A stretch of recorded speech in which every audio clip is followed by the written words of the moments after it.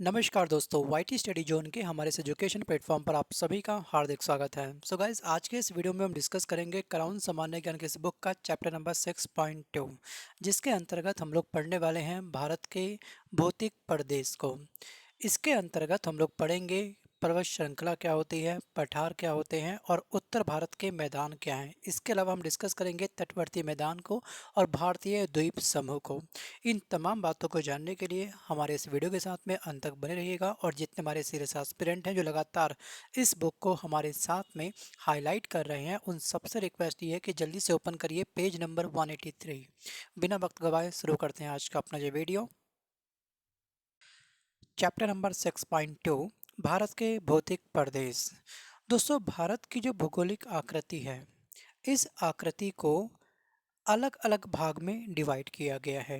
But SSC के exam में दोस्तों क्वेश्चन पूछा गया है कि भारत की भौगोलिक आकृति को कुल कितने भागों में विभाजित किया गया है। तो आप बोलोगे 5 भागों में। कौन कौन से भाग हैं आपके डिस्प्ले पे सामने लिखे हुए हैं, आप चाहो तो उसको याद कर सकते हो। अगर दोस्तों आपके एग्जाम में 5 ऑप्शन नहीं देगा तो आपको टिक मारना है 4 ऑप्शन में। ठीक है, जो 4 होगा वो आपका राइट आंसर होगा। क्योंकि कभी कभी आरआरबी एनटीपीसी का एग्जाम था और वही सेम एग्जाम था आपका चकबंदी लेखपाल का, वहाँ पे 4 ऑप्शन दिया गया था।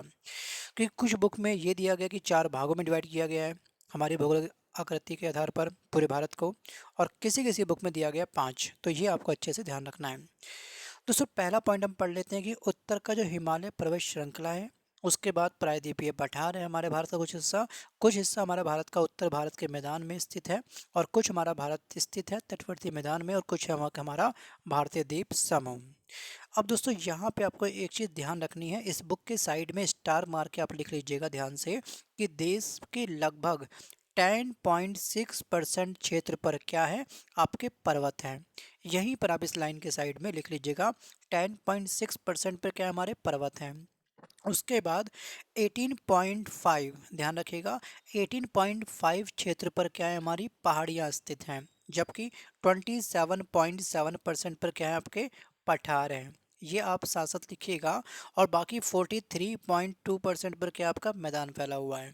तो इस तरह से ये प्रतिशत भी आपको अच्छे से ध्यान रखना है, क्योंकि स्टेट पीसीएस के प्रीलिम्स जीएस पेपर 1 के एग्जाम में ये प्रतिशत पूछे गए हैं। तो आपको ये सभी परसेंटेज ध्यान रखनी है। अब बात करते हैं उत्तर का हिमालय पर्वत श्रृंखला। दोस्तों, ध्यान रखिएगा कि हिमालय का जो विस्तार है ये भारत के उत्तर में उत्तर पश्चिम मतलब सिंधु से स्टार्ट होता है और दक्षिण पूर्व जो ब्रह्मपुत्र तक की ओर पाया जाता है। यहाँ तक इसका क्या है, फैलावट है। मतलब ये हमारा जो उत्तर का हिमालय है ये इसका इतना विस्तार है। दोस्तों, हिमालय को हम हिंदू कुश भी कहते हैं, ध्यान रखिएगा। और यहाँ पर आपकी एक पर्वत श्रृंखला होती है जिसको हम बोलते हैं पटकाई श्रृंखला। ये जो हमारा हिमालय है या फिर उत्तर पर्वतीय जो भूभाग है, ये किस प्रकार की श्रृंखला पर स्थित है, तो इसको आप बोलोगे पटकाई पर्वत श्रृंखला पे स्थित है।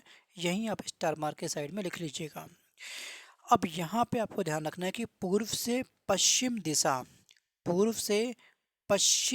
दिशा में इनकी लंबाई 2400 किलोमीटर है, और इनकी चौड़ाई कश्मीर में 400 किलोमीटर है, और अरुणाचल प्रदेश में ये आपकी 150 किलोमीटर है। ध्यान रखिएगा, अरुणाचल कश्मीर में इसकी स्थिति क्या है। नेक्स्ट पॉइंट देखते हैं कि हिमालय पर्वत की उत्पत्ति किससे हुई थी। 33 महासागर था, उसके द्वारा हमारे हिमालय की उत्पत्ति हुई थी। दोस्तों, भूसन्नति के मलबों के लगातार जमाव, धसाव और वलन क्रिया, इसको बोलते हैं फोल्डिंग। इस एक्टिविटी के आधार पर आपका हिमालय पर्वत क्या हुआ, आज हमारे सामने हमको देखने को मिला। दोस्तों, प्लेट विवर्तन की सिद्धांत मतलब कि प्लेट टेक्टोनिक्स थ्योरी के अनुसार इंडियन और यूरेशियन, ध्यान रखिएगा, इन प्लेटों के बीच में टकराव हुआ और इन टकराव के द्वारा हिमालय का निर्माण हुआ। और इंडियन प्लेट प्रतिवर्ष 5 सेंटीमीटर की दर से यूरेशियन प्लेटों से वर्तमान में टकरा रही है, जिसके कारण पर्वत की ऊंचाई प्रतिवर्ष 5 सेंटीमीटर तक क्या होती है, इंक्रीज हो रही है, बढ़ रही है। पर्वत कम नहीं बल्कि पर्वत की हाइट क्या हो रही है, इंक्रीज हो रही है। ये आपको यहाँ पर ध्यान रखना है। अब उत्तर का जो हिमालय पर्वत श्रृंखला है, मोस्ट एमपी पॉइंट आपको ये ध्यान रखना है कि इसमें दुनिया की सबसे ऊंची पर्वत श्रृंखलाएं क्या हैं, शामिल हैं। इसके अलावा आपको ध्यान रखना है कि ये नवीन मोड़दार पर्वत श्रृंखला है। यहाँ लिखिएगा नवीन मोड़दार पर्वत श्रृंखला है।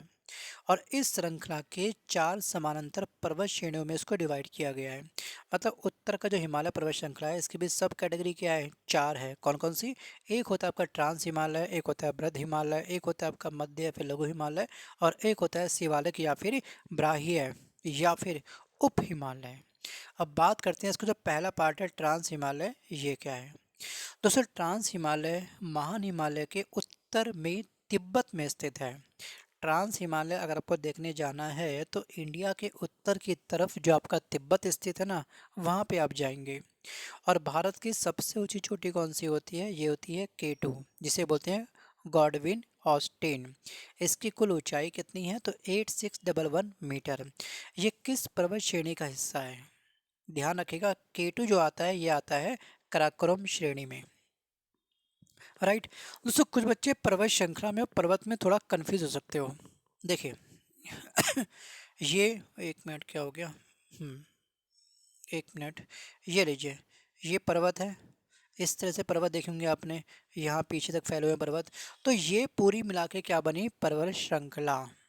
और इसका जो हायर पीक है, मतलब ये वाला पॉइंट सबसे हायर पॉइंट हो सकता है, ये हायर पॉइंट हो। अगर देखा जाए ऊंचाई पर ये है, इसको बोलते हैं सर्वोच्च बिंदु।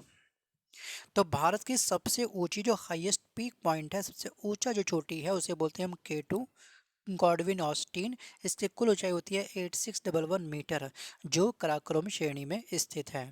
इसके अलावा ट्रांस हिमालय में कुछ प्रमुख हमारे हिमनद भी हैं, जैसे सियाचिन ग्लेशियर 75 मीटर इसकी कुल लंबाई है किलोमीटर के हिसाब से। अब ये किस घाटी में स्थित है? दोस्तों ये जो घाटी में स्थित है इसको बोलते हैं नुब्रा घाटी।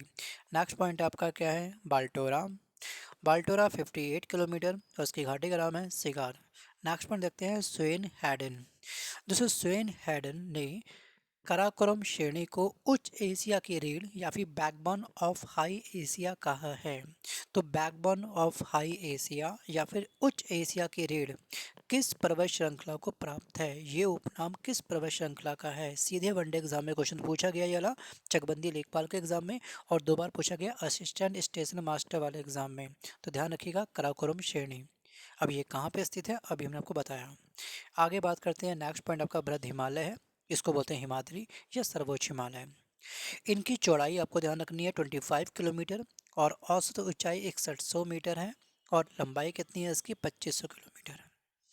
अब महान हिमालय के प्रमुख दर्रे, जो हमारे एक्टिव स्टूडेंट हैं जो लगातार हमारी लाइव क्लास को फॉलो करते हैं, वो सबके सब दर्रे जो भी डिस्कस कर रखा है, कौन सा दर्रा किन किन राज्य से होकर के या फिर किन किन राज्य या फिर कंट्री से कनेक्ट होता है, और उससे संबंधित जो भी आपका राष्ट्रीय मार्ग है NH1 NH2, वो सब भी आप मुझे डिटेल लिख के भेजोगे। अब बात करते हैं वीडियो के बारे में। दोस्तों कश्मीर में कौन कौन से दर्रे हैं? कश्मीर में आपका हो जाएगा बुर्जिल और जोजिला दर्रा। अच्छा फ्रेंड, यहाँ पे वीडियो में आगे बढ़ने से पहले आपको दर्रे की डेफिनेशन पता है ना? दर्रा क्या होता है? दर्रे को बोलते हैं इंग्लिश में पासेस, है या फिर पास। दोस्तों किसी पर्वत अथवा पहाड़ी में स्थित, ये पर्वत है, ये कुछ पहाड़ी हैं, इसके बीच में निचली साइड से एक रास्ता जाता है, सीधी सड़क कह सकते हैं। इसके निचले भाग को, ठीक है, हम क्या बोलते हैं? मतलब सिंपल सा आप समझिएगा कि किसी पर्वत अथवा पहाड़ी में स्थित निचला भाग जिससे होकर के एक स्थल मार्ग गुजरता हो, उसे हम बोलते हैं दर्रा। राइट, दर्रा। दर्रा पर्वत की जो बेसिन है, इसके बारे में हमने लास्ट वीडियो में डिस्कस किया था, आई थिंक लास्ट वीडियो में। उस वीडियो को आप लोग देख लीजिएगा। अब बात करते हैं कि जब यहाँ पे कश्मीर के बारे में। दोस्तों जम्मू और कश्मीर में आपका एक दर्रा और आपको ध्यान रखना है, ये था आपका क्या? जोजिला दर्रा। इसके अलावा आपको ध्यान रखना है एक चीज़ और, पीर पंजाल या फिर बनिहाल दर्रा कहाँ पे स्थित है? ये स्थित है आपका जम्मू कश्मीर में, जम्मू कश्मीर में। नेक्स्ट पॉइंट आपका है हिमाचल प्रदेश। तो हिमाचल प्रदेश में आपका आएगा बारालाचा दर्रा, राइट, सिपकिला दर्रा, और आपको यहाँ पे लिखना है एक दर्रा और है आपका रोहतांग दर्रा। ये यहाँ पे नहीं दिया गया, बट आपको यहाँ पर कोमा करके रोहतांग दर्रा लिखना है। इसके अलावा आपको एक दर्रा यहाँ पर और ऐड करना है, वो है आपका पारंग ला दर्रा, ये कहाँ पे स्थित है? ये आपका हिमाचल प्रदेश में है। नेक्स्ट पॉइंट आपका है उत्तराखंड। उत्तराखंड में आपको तीन दिए गए हैं, थागला, नीति और लिपू लेक। थागला को आप मिस कर सकते हो, हटा दो उसके बुक में से, ये बहुत ही कम पूछा गया, संभावना नहीं है इसके पूछे जाने की। आपको यहाँ पर नीति दर्रा, लिपू लेक दर्रा और आपको एक दर्रा और ध्यान रखना है, उसका नाम है माना दर्रा। ये भी आप बुक के ऊपर साइड में लिख लीजिएगा, माना दर्रा। अब बात करते हैं सिक्किम के बारे में। दोस्तों सिक्किम में आपका नाथुला हो गया, जिलेपला दर्रा, बस ये दो ध्यान रखने हैं। नेक्स्ट पॉइंट आपका है अरुणाचल प्रदेश। इसमें आपको मिलता है बोमिडला दर्रा, बिल्कुल सही। इसमें आपको मिलता है बुमला दर्रा और इसी में आपका एक दर्रा और है जिसका नाम है आपका दीफू। इसको भी इस बुक में ऐड कर लीजिएगा। देखिए छोटे छोटे बुलेट पॉइंट बनाइए, जो मैं आपको एडिशनल फैक्ट बता रहा हूँ वो साइड में लिखिए, तुरंत लिखिएगा, क्योंकि आप अलग से A4 पेज पर रजिस्टर में नोट करोगे तो रिवीजन करते समय बहुत दिक्कत हो जाएगी। जब आपका एग्जाम होगा ना, रिवीजन सीधे बुक को उठाओ, खटाखट करो, इस बुक से रिवीजन, जो भी एडिशनल फैक्ट आपको बताए जा रहे हैं वो सब इसमें लिखते रहिए लगातार। अब दोस्तों यहाँ पे आपको एक और ध्यान रखना है, एक आपका दर्रा है, उसका नाम है दोस्तों तूजू दर्रा। ये कहाँ पर स्थित है? ये आपका मणिपुर में स्थित है। लिखिए नीचे इसके, इसके ऊपर लिख दीजिएगा साइड में कहीं ना कहीं, या फिर साइड में बिल्कुल बुक के साइड में जगह होती है ना किसी बची हुई, वहाँ लिख दीजिएगा तूजू दर्रा। एक आपका है थाल घाट दर्रा और एक है आपका भोर घाट दर्रा, ये यहाँ पे ऐड कर लीजिएगा, भोर घाट दर्रा। दोनों कहाँ पे स्थित है? दोनों आपके स्थित है महाराष्ट्र में। MH लिखिए शॉर्ट फॉर्म में नोट्स में अपने। और उसके बाद आपका एक है पाल घाट दर्रा, ठीक है, पाल घाट दर्रा, ये कहाँ पर स्थित है? ये आपका केरला में स्थित है। अब बढ़ते हैं अगले पॉइंट पर। दोस्तों हिमालय की सर्वोच्च चोटियाँ, हम इस पॉइंट के बारे में बात कर रहे हैं। हिमालय की सर्वोच्च चोटियाँ महान हिमालय में पाई जाती हैं और माउंट एवरेस्ट वर्ल्ड की सर्वोच्च चोटी है। इसे तिब्बती भाषा में क्या कहा जाता है? इसको तिब्बती भाषा में बोलते हैं पर्वतों की रानी। इस पे लगाइए स्टार, आपको ध्यान रखना है। और नेपाल में इस हम लोग माउंट एवरेस्ट को किस नाम से पुकारते हैं? दोस्तों इसको बोलते हैं सागर माता। क्या बोलते हैं? सागर माता। अच्छा, ब्रह्मपुत्र के जितने भी नामकरण हुए हैं अलग अलग देशों पे, जैसे एंट्री करती है ना ये, जैसे अलग अलग राज्य में एंट्री करती है, उस रिवर का आप मुझे तरीके से नाम लिख के भेज दो। भाई जब हमने रिवर वाले चैप्टर को पढ़ा था ना, नदी वाले चैप्टर को पढ़ा था, उसमें डिस्कस किया था हमने आपको अच्छे से, तो बताओ फटाफट से क्या क्या इसके नाम हैं। पॉज कर लो वीडियो को, कोई दिक्कत नहीं मुझे, करिए पॉज, भेजिए आंसर। समझ पा रहे हैं? ब्रह्मपुत्र नदी के बारे में डिस्कस कर रहे हैं हम लोग। भाई इसकी लंबाई 2900 किलोमीटर है, याद आया या फिर नहीं आया? याद है? तिब्बत में इसको हम पुकारते हैं सांगपो के नाम पे, पर इंडिया में जैसे ही ये एंट्री करती है इसको बोलते हैं क्या? दिहांग। अरुणाचल प्रदेश के अंदर, असम में इसको ब्रह्मपुत्र बोलते हैं, बांग्लादेश में इसको जमुना बोलते हैं। याद आ गया? चलो, कितना याद आया वो तो आपको पता ही है। सच का सामना करो बच्चे, आगे बढ़ रहे हो, पिछला भूल रहे हो, ऐसा मत करो। ये तो क्या हो गया, तेज घोड़े पर सवार तो आप लोग हो, बट लगाम आपके हाथ में है ही नहीं। 12 घंटे 15 घंटे पढ़ते जा रहे हैं, पढ़ते जा रहे हैं, पढ़ते जा रहे हैं, दिमाग में कुछ जा नहीं रहा। इसे बोलते हैं पढ़ना क्या? Think about it. बाकी डांट नहीं रहा हूँ आपको, मैं आगाह कर रहा हूँ आने वाले खतरे से। जितनी जल्दी इस बात को समझ पाओगे उतनी जल्दी आपका सिलेक्शन होगा। बात करते हैं अब हिमालय के प्रमुख ऊंचे शिखर कौन कौन से हैं।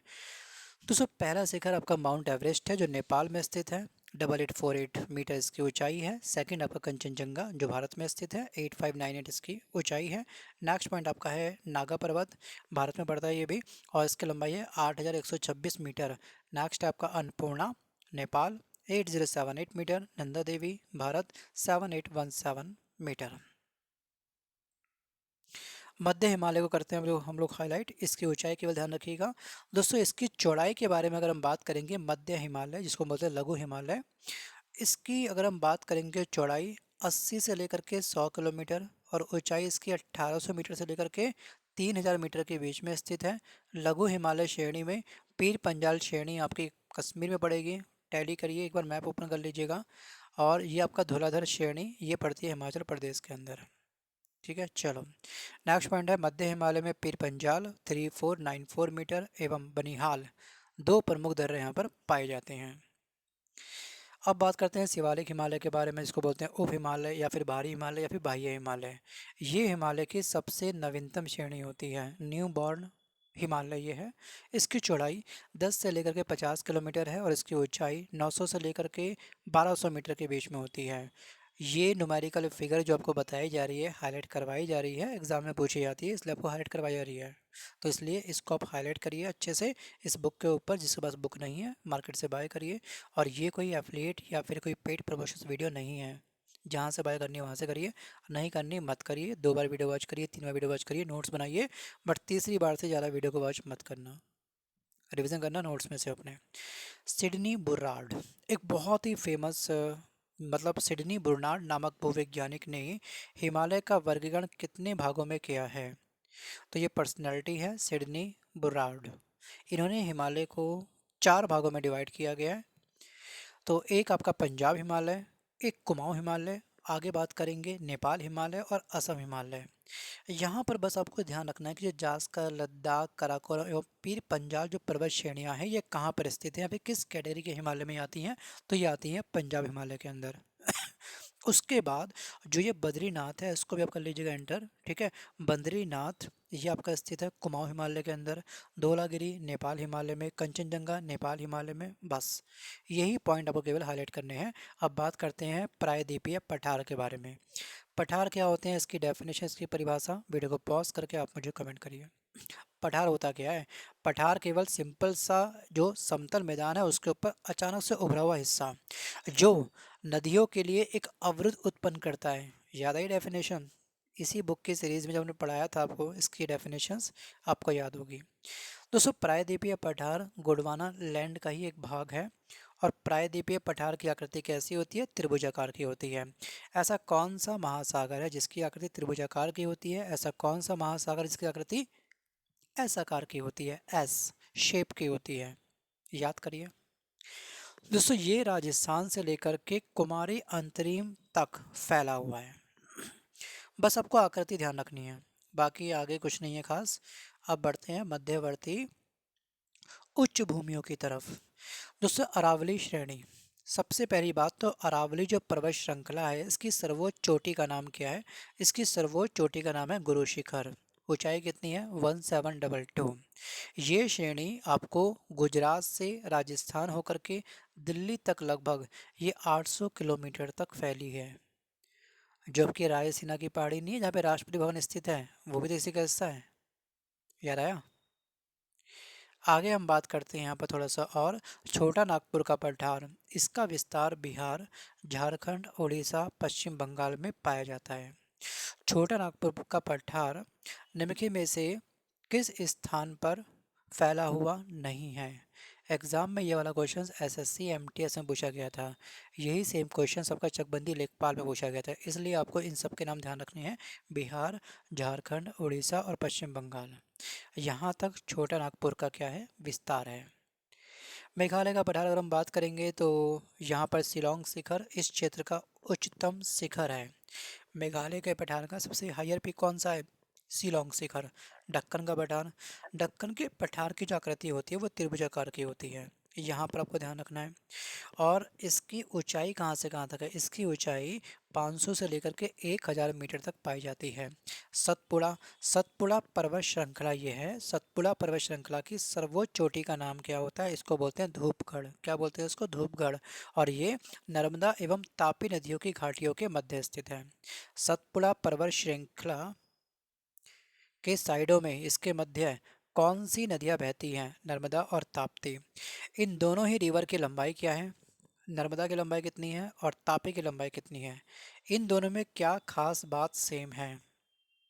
ये पूर्व की परवा वाली रिवर है या फिर ये वेस्ट के साइड में फ्लो करती हैं रिवर? जल्दी से आप मुझे बताइए। सोचिए सोचिए सोचिए, वीडियो को पॉज करिए। आसानी है आपके लिए, बड़ा आसान है आप लोगों के लिए। लाइव क्लास में डिस्कस करता हूँ मैं कई बार, आपको ये बताओ वो बताओ, तो ठीक है बताओ एक बार। मैं इसका आंसर को बताऊंगा नहीं बिल्कुल भी, मैं मूव कर जाऊंगा अपने अगले क्वेश्चंस की ओर। कि आप इस तरह से अगर आप कमेंट बिल्कुल नहीं करोगे, केवल देखोगे, तो फायदा नहीं है इस वीडियो का बिल्कुल भी। दोस्तों नर्मदा, ये डिस्कस किया मैंने आपको। नर्मदा और तापी ये वेस्ट की साइड में फ्लो करती हैं, ठीक है। ये डेल्टा नहीं बनाएंगे, कहाँ पर गिरेंगी? अरब सागर के अंदर।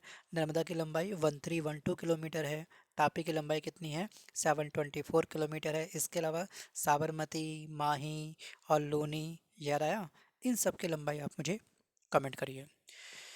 अब बात करते हैं महानदी बेसिन के बारे में। दोस्तों इसे छत्तीसगढ़ का मैदान भी कहते हैं। छत्तीसगढ़ का मैदान किस महानदी को कहा जाता है, सॉरी किस नदी को कहा जाता है? तो इसे बोलते हैं महानदी को। नेक्स्ट पॉइंट देखते हैं एक बार। पश्चिमी घाट, इसको बोलते हैं सह्याद्री। ये तापी के मुहाने से कन्याकुमारी तक 1600 किलोमीटर लंबे क्षेत्र में विस्तृत है। दक्षिणी सह्याद्री का सर्वोच्च शिखर कौन सा है दोस्तों? दक्षिण जो सह्याद्री है इसका सर्वोच्च शिखर है केंद्रमुख। ऊंचाई कितनी है? 1892 मीटर। अब बात करते हैं नीलगिरी की। दक्षिण में अनाई मलाई की पहाड़ियां हैं और इसकी अनाई मुडी चोटी 2695 दक्षिण भारत का सर्वोच्च शिखर है। अब एक काम करिए, आप ना इस बुक के ना साइड में कुछ लिख लीजिएगा और चीज़, थोड़ा सा ना हल्का से हौच पौच आपके माइंड में हो जाएगा शायद ये कंटेंट।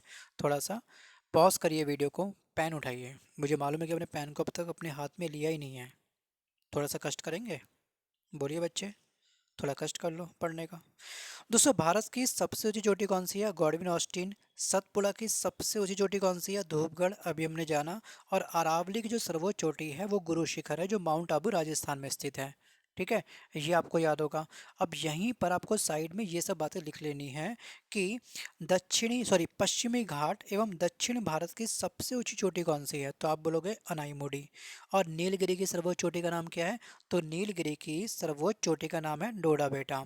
नागा पर्वत की सर्वोच्च चोटी का नाम क्या है? सारामती। और अंडमान निकोबार की सर्वोच्च चोटी का नाम क्या है? Sandal pack. ये सब चीज़ें आपको अच्छे से ध्यान रखनी है। नेक्स्ट पॉइंट देखते हैं एक बार। अब डिस्कस करते हैं कि पश्चिम घाट के प्रमुख दर्रे कौन से हैं। उत्तर से दक्षिण की ओर ये सीक्वेंस है। पहला आपका है थाल घाट दर्रा। थाल घाट दर्रे को हमने बताया था ये स्थित आपका महाराष्ट्र के अंदर है।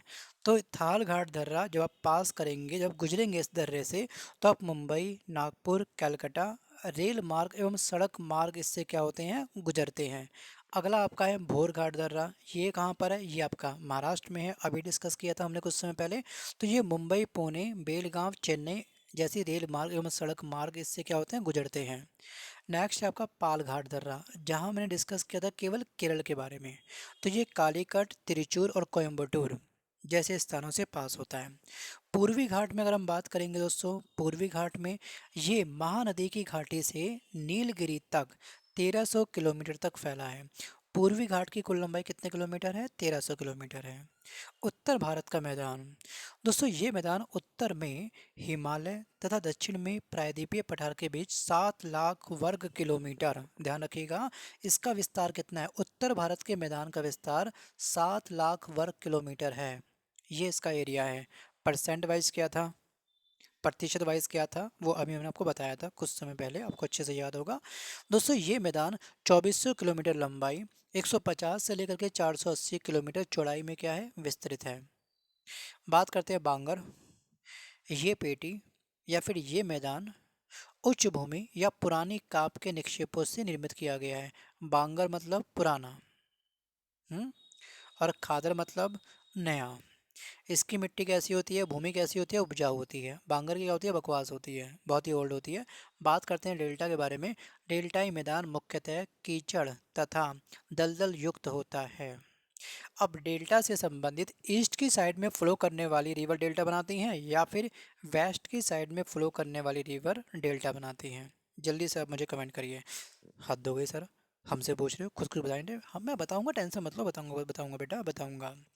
दोस्तों ईस्ट की साइड में फ्लो करने वाली रिवर महानदी, गोदावरी, कृष्णा और कावेरी हैं। इनकी लंबाई आप मुझे लिख के भेजोगे।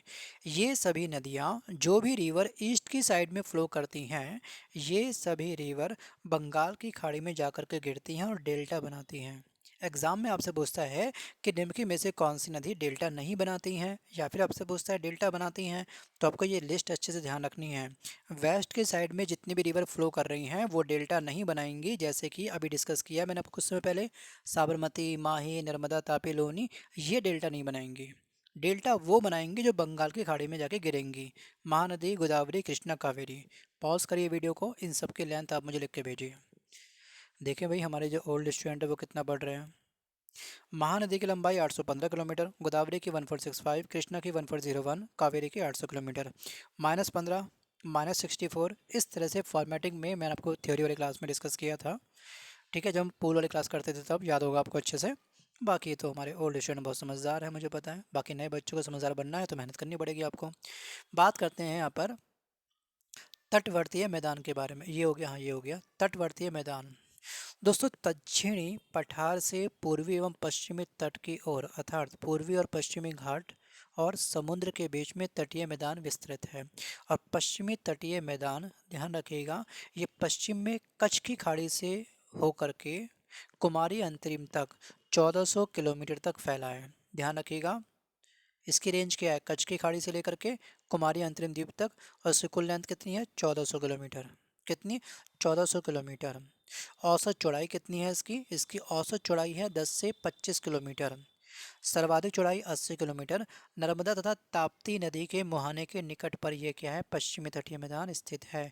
कोंकण तट कहाँ बेटा, कोंकण तट आपका स्थित है गोवा से मंगलोर तक। मालाबार तट कहाँ पर है, मालाबार तट दोस्तों मंगलोर से कन्याकुमारी तक फैला हुआ है। यहाँ पे अनेक प्रकार के लैगून पाए जाते हैं जिन्हें हम लोग कयाल कहते हैं। राइट। बेमनाथ झील, ये एक झील है और ये कैसा है, ये एक प्रकार का लैगून है। कोरोमंडल तट, ये तट कृष्णा डेल्टा से कन्याकुमारी तक विस्तृत है और यहाँ लैगून क्या होते हैं, अनुपस्थित होते हैं। कोरोमंडल में कोई भी लैगून नहीं पाया जाता है, मालाबार तट में लैगून पाए जाते हैं। द्वीप समूह, भारत में टोटल 247 द्वीप समूह हैं। जो बंगाल की खाड़ी में अगर हम बात करेंगे 247 में से डिवाइड करो, मतलब माइनस करो, 204 आ जाएगा। ठीक है, ये आपके बंगाल की खाड़ी में है, इसको माइनस करने पर 43 आ जाएगा। बाकी बचे रिमेनिंग कहाँ पर है, अरब सागर में। तो we can say that Bharat में 247 द्वीप सम्मिलित हैं, जो बंगाल की खाड़ी में 204 आ जाएंगे, बाकी अरब सागर में स्थित हैं। बंगाल की खाड़ी में द्वीप, अंडमान एवं निकोबार द्वीप समूह के बारे में हम थोड़ा सा पढ़ लेते हैं। ये द्वीप समूह 10 डिग्री चैनल द्वारा पृथक होता है। छोटा अंडमान और कार निकोबार। 10 डिग्री चैनल तो उससे एक आर्टिफिशियल, एक काल्पनिक रेखा है, खींची गई है और इसको बोला गया 10 डिग्री चैनल। और ये स्थित है आपका छोटा अंडमान और कार निकोबार के मध्य है। भारत का दक्षिणतम बिंदु कौन सा है, इंदिरा पॉइंट है, इसे बोलते हैं पिगमिलियन पॉइंट, जो ग्रेट निकोबार पर स्थित है। सैंडल पीक, ध्यान रखिएगा, सैंडल पीक या सैंडल चोटी अंडमान द्वीप की सर्वोच्च चोटी है। अंडमान द्वीप समूह की सर्वोच्च चोटी का नाम क्या है, तो ये आपका है सैंडल चोटी, अंडमान निकोबार की। इसके बाद ध्यान रखना है आपको अरब सागरीय द्वीप के बारे में। राइट, लक्षद्वीप हम पढ़ेंगे। अरब सागरीय द्वीपों में लक्षद्वीप समूह में 36 द्वीप हैं। लक्षद्वीप में कितने हैं, 36, जो प्रवाल द्वीप का एक एग्जाम्पल है। ये प्रवाल भित्ति के द्वारा बने हुए सभी द्वीप हैं और इनमें से केवल 11 ऐसे द्वीप हैं जो आबाद हैं, जहाँ पे जीवन संभव है। अब बात करते हैं यहाँ पे पश्चिमी तटीय द्वीप के बारे में। एलिफेंटा द्वीप कहाँ पर है, एलिफेंटा द्वीप दोस्तों मुंबई के निकट स्थित है ये, और ये पश्चिमी तटीय भाग पर स्थित है द्वीप। नेक्स्ट है आपका पूर्वी तटीय द्वीप, एक पंबन द्वीप या पाम्बन द्वीप, ये कहाँ पर है, मन्नार की खाड़ी में। ध्यान रखिएगा, पूछता है एग्जाम में। व्हीलर द्वीप कहाँ पर है आपका, महानदी पर, ब्राह्मणी के मुहाने पर। दोस्तों ये था छोटा सा वीडियो। ठीक है, वैसे हम कुछ चीज़ें स्किप कर रहे हैं क्योंकि स्किप करना ज़रूरी है। हम केवल आपके एग्ज़ाम क्रैक करवाने के लिए इस वीडियो को रिकॉर्ड कर रहे हैं। बाकी आपको अपनी ज्ञानवर्धन के लिए वीडियो वॉच करना तो बेस्ट रहेगा कि आप इस बुक को जाके बाय कर लो, एक एक लाइन को अपने अकॉर्डिंग अंडरलाइन करो, हाईलाइट करो। ठीक है, तो इस वीडियो को एक बार और देखिएगा, तसल्ली से समझिए। जो भी पॉइंट आपको बताए जा रहे हैं एडिशनल फैक्ट के तहत, वो बुक के ऊपर लिखिएगा, साइड में लिखिएगा, तुरंत ऑन द स्पॉट। ठीक है, वीडियो पसंद आया तो लाइक करिए, अपने फ्रेंड्स से वीडियो को शेयर करिए। मिलते हैं जल्द नए वीडियो के साथ, तब तक धन्यवाद, bye bye and take care. और दोस्तों जिसको ये क्लास अच्छी ना लगी हो, वीडियो अच्छा ना लगा हो, तो वो प्लीज़ या तो डिसलाइक मारे और चैनल को प्लीज़ सब्सक्राइब ना करें।